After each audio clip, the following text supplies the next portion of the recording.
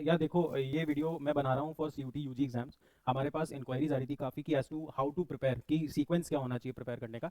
और you can rely on this strategy because when like in 2016 when I appeared for this exam, my all India rank was 17। Back then it used to be called as CLAT, जो BHU का exam होता था। तो इस strategy को थोड़ा follow करो कि सीक्वेंस क्या है पढ़ने का। पहले आप लीगल स्टडीज़ पढ़ोगे। आप उन न्यूज़ में अभी मत जाओ कि लीगल हैज़ बीन स्क्रैप्ड, क्योंकि अभी वो ड्राफ्ट है, फाइनल डिसीजन कुछ भी नहीं है। तो हमें करना क्या है, क्लास 12 की लीगल की किताब उठानी है, लाइन टू लाइन पढ़नी है। और इस चीज़ को वेरीफाई कैसे करोगे, पिछले साल के पेपर्स उठा के देखो, questions are coming from this book only. तो पहले तो इस किताब को पढ़ लेंगे, उसके बाद करंट अफेयर्स पे जाएंगे और लास्ट ईयर की जून से लेके अभी तक की मई तक के करंट अफेयर्स करेंगे। मोस्टली अप्रैल तक का करके चलो, क्योंकि पेपर सेट हो चुका होगा।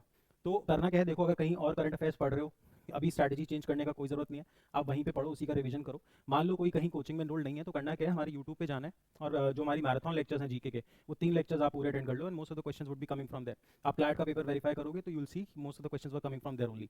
तीसरे पे हम इंग्लिश में जाएंगे। इंग्लिश में हम करेंगे क्या, रीडिंग कॉम्प्रिहेंशन को हम डेली बेसिस पे करते चलेंगे। साथ में जंबल्ड सेंटेंसेस, सिनोनिम्स, एंटोनिम्स और वन वर्ड सब्स्टिट्यूशन के साथ में इडियम्स। करना क्या है, हर चीज़ को 3-3, 5-5, जैसे हमें 3 idioms, 3 one word substitution, synonyms, antonyms, 3-4 daily करना है। इसको पाइल अप नहीं होने देना, ये रेगुलर का काम होगा। इसके बाद लॉजिकल रीजनिंग पे जाएंगे।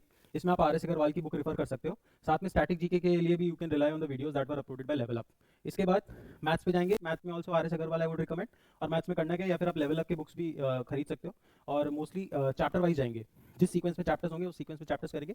Hardly 12 to 15 chapters are there, तो this won't take more than 7 to 8 days। Theory पढ़नी है, उसके बाद उनके क्वेश्चन को सॉल्व करना है। इसके बाद जो इंग्लिश का कुछ पार्ट बच जाएगा उसको करेंगे। सीक्वेंस सही रखेंगे। If you are keeping the sequence, mostly you would be scoring really high in your exam. तो कोशिश करिए इस सीक्वेंस को फॉलो करिए। और for more such updates you can subscribe to our YouTube channel. Thank you.